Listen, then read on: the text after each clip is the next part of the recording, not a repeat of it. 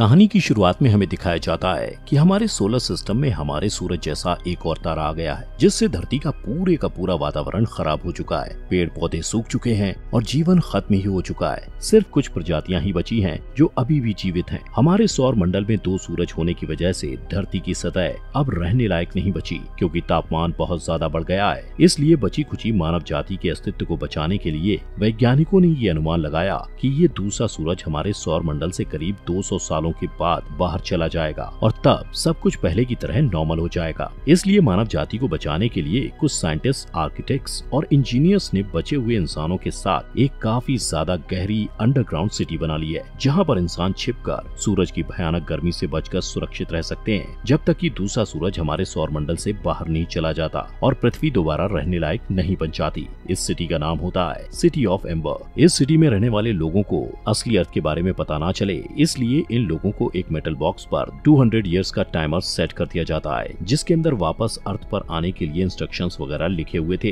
ताकि 200 साल से पहले एम्बर सिटी में रहने वाले कोई भी इंसान अर्थ पर वापस आने के बारे में सोच ना सके, ना ही उन्हें असली धरती के बारे में कोई भी नॉलेज हो। इस बॉक्स का टाइमर सेट करके एम्बर सिटी के सबसे पहले मेयर को हैंडओवर कर दिया गया और इस तरह से box next to next mayor transfer होता रहा। इसी तरह समय के साथ वो लोग इस बॉक्स के बारे में भूलने लगे और 7वां मेयर बिना बॉक्स को आगे पास किए ही मर गया। इवेंचुअली 200 साल बाद वो बॉक्स अपने आप खुल गया, लेकिन कोई इसका यूज करने के लिए था ही नहीं, और इसी तरह कुछ और साल भी बीत गए। इस तरह एम्बर सिटी के लोग बिना रियल अर्थ के बारे में जाने ही जीने लगे और एम्बर सिटी कुछ defined system and set of rules पर चलने लगा। अब यहाँ से सीन शिफ्ट होता है और हम मूवी के मेन लीड डून से इंट्रोड्यूस होते हैं, जो कि अपने ग्रेजुएशन डे के लिए रेडी हो रहा था, जिसे यहाँ असाइनमेंट डे के नाम से जाना जाता है। डून अपने डैड से कहता है कि वो आगे चलकर साइंस लेना चाहता है, क्योंकि एम्बर सिटी के पास पावर का सोर्स सिर्फ एक जनरेटर ही है, जो कि धीरे धीरे पुराना होता जा रहा है और अब उसे रिपेयर करने की जरूरत है। वो अपने डैड से ये भी कहता है कि मैं बाकी लोगों की तरह हाथ पर हाथ रखकर नहीं बैठ सकता। इसके बाद सीन शिफ्ट होकर मूवी की फीमेल लीड लीना पर आता है, जो कि असाइनमेंट डे के लिए लेट हो गई थी।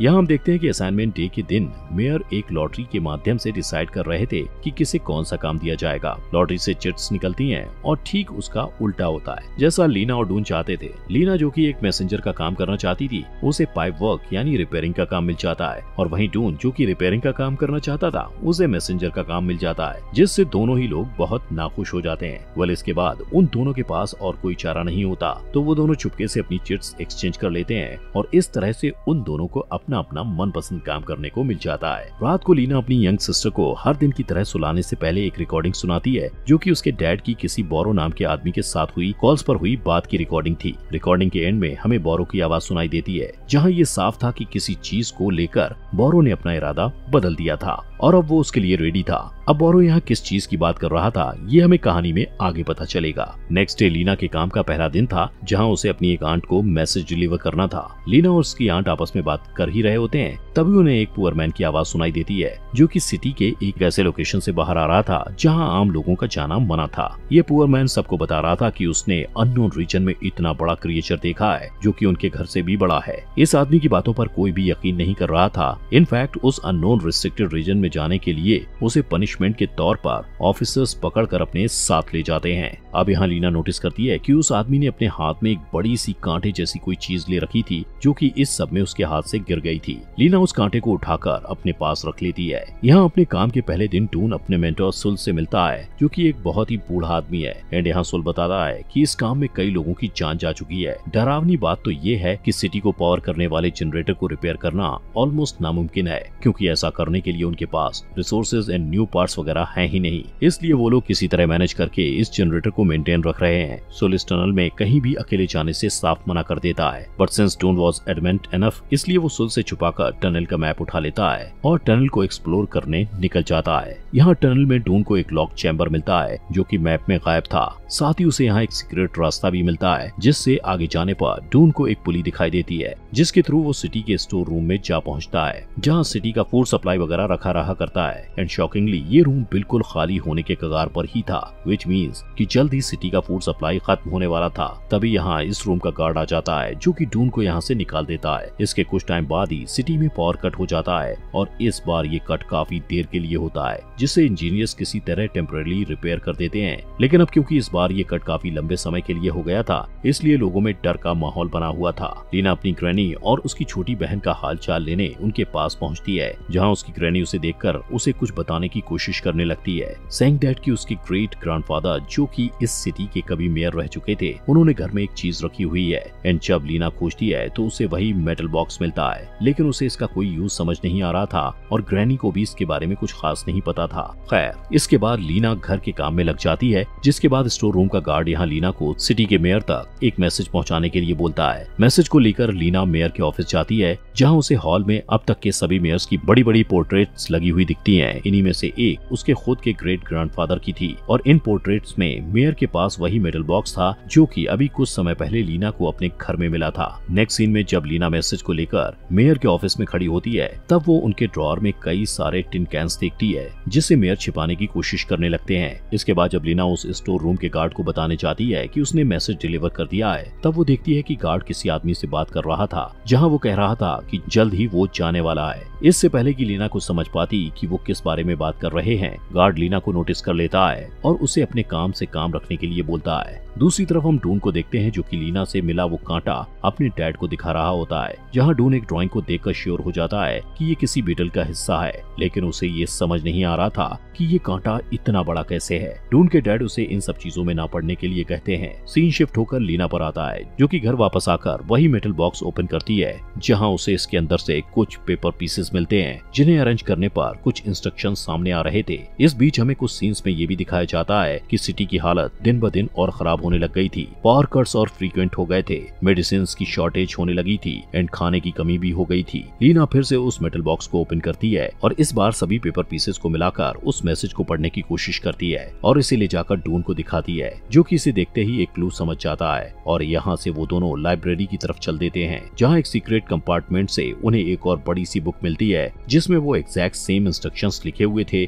जैसे कि लीना को उस मेटल बॉक्स से मिले थे। तभी यहाँ लाइब्रेरी का गार्ड आ जाता है, जिससे छिपते छिपाते वो दोनों डून के घर आ जाते हैं और यहाँ इंस्ट्रक्शंस को पढ़कर डून को रियलाइज होता है कि इस सब का रिलेशन मैप में इरेज्ड उस रूम से जरूर है। वो दोनों टनल के उस सीक्रेट रूम की तरफ जाते हैं, जहाँ उन्हें एक आदमी दिखता है, जो कि उन्हें देखते ही लिम्प करता हुआ यहाँ से भाग जाता है और इसी बीच उसके हाथ से कुछ फूड आइटम्स के पैकेट्स गिर जाते हैं, जिन्हें देखकर लीना और डून को समझ नहीं आता कि ये एक्सपेंसिव फूड आइटम्स आए कहाँ से, क्योंकि सिटी में तो फूड आइटम्स की शॉर्टेज चल रही है। बट इससे पहले कि ये दोनों कुछ और सोच पाते, तभी इनके सामने एक मोल जैसा ह्यूमन साइज क्रिएचर अपीयर हो जाता है, जिससे दोनों किसी तरह बचकर स्टोर रूम में जाकर छुप जाते हैं। यहाँ लीना को डून के हेलमेट पर अपने फादर का नाम एश लिखा हुआ दिखाई देता है और यहाँ लीना को पहली बार पता चलता है कि उसके डैड की मौत यहाँ डूबकर हो गई थी। लीना इस हेलमेट को लेकर अपनी आंट के पास जाती है, जहाँ उसे एक और बड़ा सीक्रेट पता चलता है कि दरअसल उसके डैड को भी अपनी जवानी के दिनों में ये समझ आ गया था कि एम्बर सिटी जल्द ही खत्म होने वाली है। यहाँ से बाहर निकलने के लिए एक जगह खुदाई स्टार्ट करती थी, लेकिन वो सुरंग से ऐसी जगह पर निकले जहाँ उनकी डूबकर मौत हो गई। जब लीना अपने घर वापस लौट रही थी, तब उसे रास्ते में अपनी फ्रेंड लिजी दिखाई देती है, जो कि कुछ एक्सपेंसिव फूड आइटम्स कैरी करके ले जा रही थी। लीना जब उससे पूछती है, तब लिजी रिवील कर देती है कि ये सब उसे स्टोर रूम के गार्ड ने दिया है एंड कोइंसिडेंटली तभी यहाँ स्टोर रूम का गार्ड आ जाता है, जो कि लिम्प कर रहा था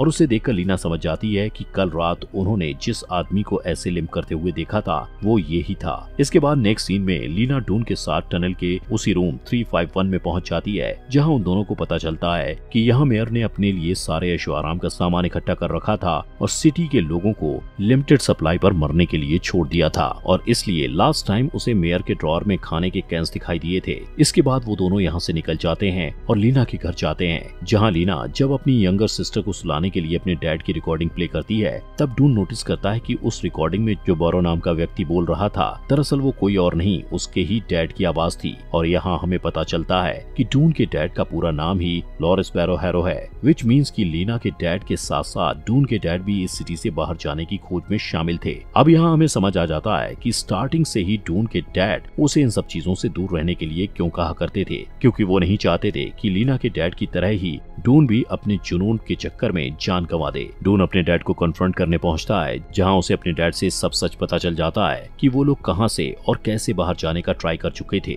यहाँ दूसरी तरफ लीना मेयर की पोल खोलने के लिए उसकी शिकायत ऑफिशियल से करने के लिए चली जाती है, लेकिन उसे ये नहीं पता था कि ये सभी लोग इसमें मिले हुए थे। वो ऑफिशियल्स पकड़कर लीना को मेयर के सामने ही ले जाते हैं, जहाँ लीना मेयर के नेक में एक बैज नोटिस करती है जो कि एग्जैक्ट वैसा ही था जैसा उसने मेटल बॉक्स में देखा था। अचानक यहाँ पावर कट हो जाती है और मौका देखकर लीना यहाँ से मेयर के नेक से वो बैज लेकर भाग जाती है। मेयर के गार्ड लीना के पीछे लग जाते हैं और लीना किसी तरह डून के साथ अपनी आंट के यहाँ सीक्रेट लोकेशन पर जाकर छिप जाते हैं। यहाँ से वो दोनों लीना के डैड की बनाई हुई मशीन का यूज करके एक अंडरग्राउंड टनल में चले जाते हैं और टनल्स के अंदर आकर वो जनरेटर के पास पहुँचते हैं, जहाँ लीना देखती है कि मेयर की नेक से मिले बैज से एक सिंबल मिल रहा है जो कि यहाँ के जनरेटर का सिंबल था, जिसका मतलब ये था कि बाहर जाने का क्लू जनरेटर के चैम्बर में कहीं छिपा है। लीना अपनी छोटी बहन को लेकर डून के साथ जनरेटर के चैम्बर के पास आ जाती है, जहाँ एक लास्ट क्लू के तौर पर वो अपने पेपर पीसेस को जमीन पर बने मैप से जोड़कर देखती है, जिससे उन्हें पता लगता है कि नेक्स्ट क्लू लॉकर्स के पीछे कहीं है।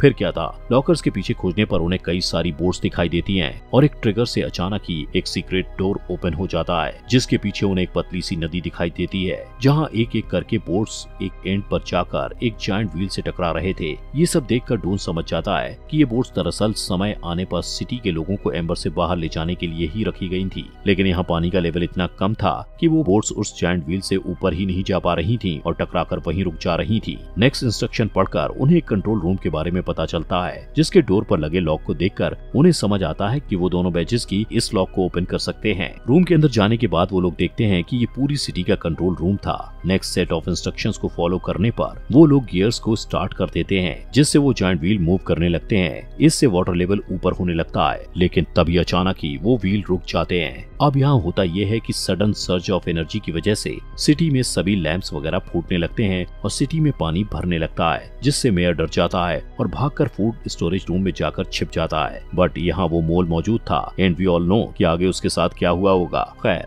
यहाँ सुल कंट्रोल रूम से डून और लीना की मदद की पुकार को सुन लेता है और व्हील के गियर को खुद रिपेयर करने में लग जाता है, जिससे फाइनली व्हील मूव करने लगते हैं और डून, लीना और उसकी सिस्टर यहाँ से एक बोट में बैठकर बाहर निकल जाते हैं। यहाँ से बाहर वो लोग एक बड़ी सी गुफा जैसी जगह पर आते हैं, जहाँ उन्हें बहुत ऊंचाई से रोशनी आती दिखाई देती है। वो दोनों ऊपर जाते हैं और तभी सवेरा होता है, जिससे वो प्रकृति की सुंदरता देखते हैं और उन्हें रियलाइज हो जाता है कि अर्थ अब वापस रहने लायक हो चुकी है। यहाँ उन्हें एक बग दिखाई देता है, जिसे फॉलो करते हुए वो दोनों एक खाई के पास पहुँचते हैं, जिससे नीचे एम्बर सिटी साफ नजर आ रही थी। वो लोग अपने मैसेज और वहाँ से बाहर आने के इंस्ट्रक्शंस को एक स्टोन पीस से बांधकर नीचे फेंक देते हैं, जो कि कोइंसिडेंटली डून के डैड को मिलता है, जो उसे देखकर समझ जाते हैं कि लीना और डून ने एग्जिट ढूंढ निकाला है। और इसी के साथ ये अमेजिंग मूवी खत्म हो जाती है। दोस्तों, हमारे फॉक्स एक्सप्लेनर हिंदी चैनल को सब्सक्राइब करना मत भूलना।